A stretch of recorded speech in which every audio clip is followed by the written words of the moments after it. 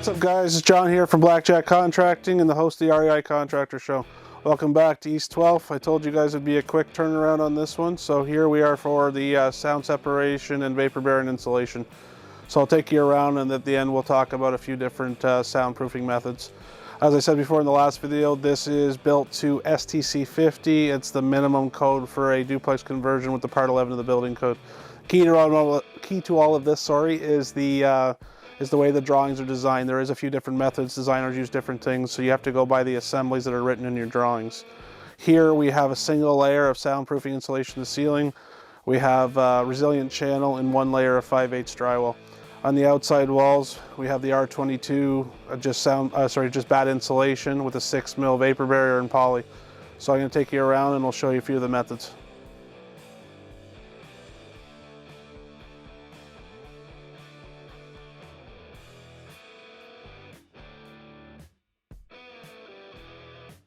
So what we have here is our fire separation wall. Behind us is the furnace. So the furnace room is a little bit of a different assembly than the ceiling. This is a 45-minute fire rating around the furnace room. The furnace room is part of the upstairs, so we need to fire rate this wall. So what we have here is a sound absorbent insulation. This, even though it looks the same pink insulation, there is a different rating than the outside. This actually has a sound rating to it. So once we fill the cavities, we need to have resilient channel on 16-inch centers. Used to be 24, but they've brought it down to 16, thank goodness.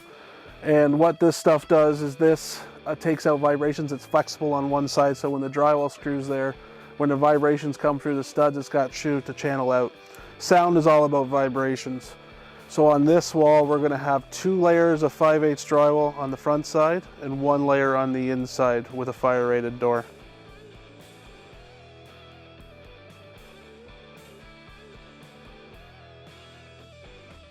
So in our ceilings, we have a 15-minute fire separation, but we still have to maintain that STC 50 sound rating. So in this case, we have a layer of sound absorbent insulation with the resilient channel on 16-inch centers. This is very minimum code.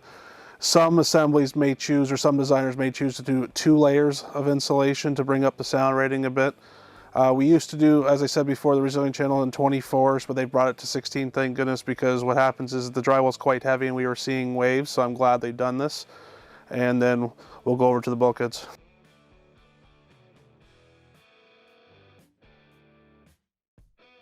So above me we have our HVAC bulkhead.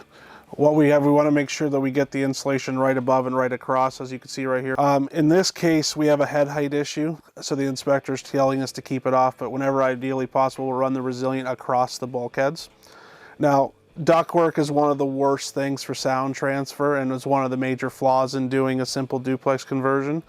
There's some methods to try to tackle it, but really there's no great one that's going to be worth the cost. So we want to keep the insulation above and keep the noise transfer to a minimum through the ductwork.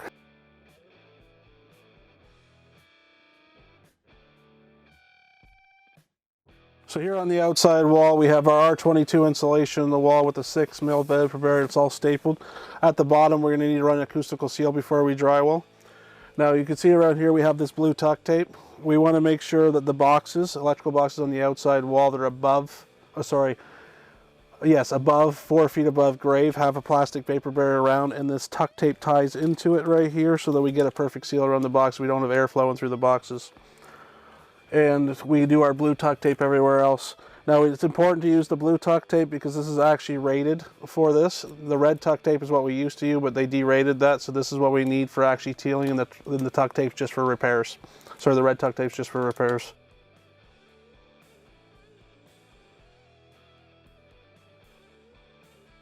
Okay, so as we're coming to the end here, there's not that exciting of a process. It's very simple. We've had a lot of questions about soundproofing and methods. Really, this is what you see. To meet our minimum code, we are using a sound absorbent insulation in the ceiling, or a resilient channel, and a layer of 5/8. There's nothing too complicated about it. Now, there is some advanced methods. Unfortunately, they're quite costly. So another method could be after we install the first layer of drywall, we could roll out this substance called green glue. And that's a sound absorbent glue, and then you put another layer of drywall. So obviously the other layer of drywall is going to help, and they say the glue helps, but it's quite expensive. It's about $700 a gallon.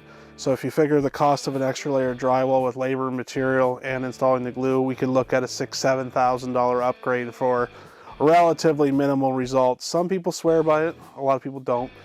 One of the biggest noise transfers is obviously from footsteps on your top floor or your main floor. The ideal situation is you want to mimic the basement to the same layer upstairs, so it mimics foot traffic and foot patterns.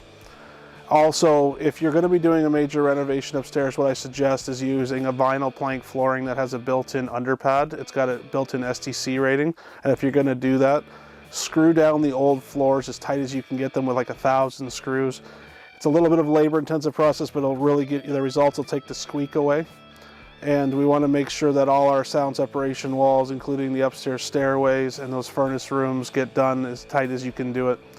There's different materials. As you see right here, we're using the pink insulation. It's a sound insulation. It's pretty recent. It used to be, we had to use Roxol Safe and Sound, which is a great material, but it's very difficult to work with. And it's quite pricey. So this is a great compromise, and guys really like installing it a lot better. And then we talked about the ductwork. So the best method to have would be have no ductwork.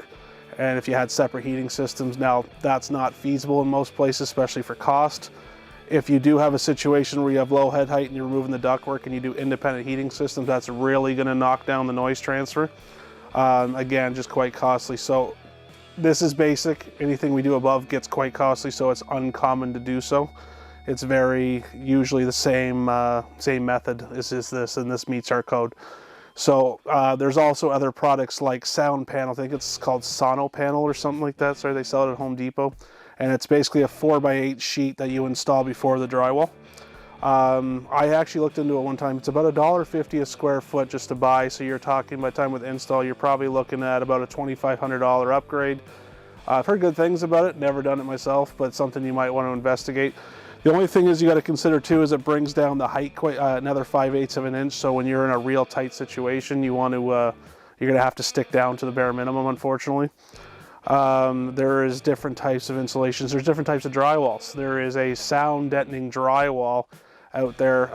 They was used on the Homes on Home show back in the day, like 10, 15 years ago, but it's something like $60 or $70 a sheet.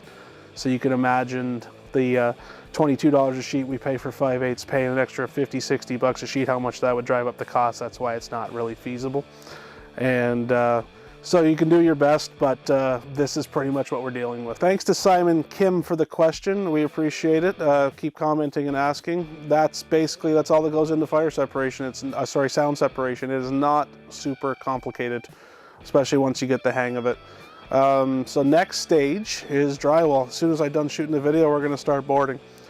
So what happens here is 5/8 on the ceilings, 1/2 inch on the walls, and double 5/8 on the separation walls, and then they're going to start mudding and taping. So we will come back once that's all installed, and after that we're off to the finishing stage. The finishing stage is flooring, paint, trim, kitchens. So we'll probably bring you in at the end of that and explain the rest of the process. And thanks for subscribing and liking.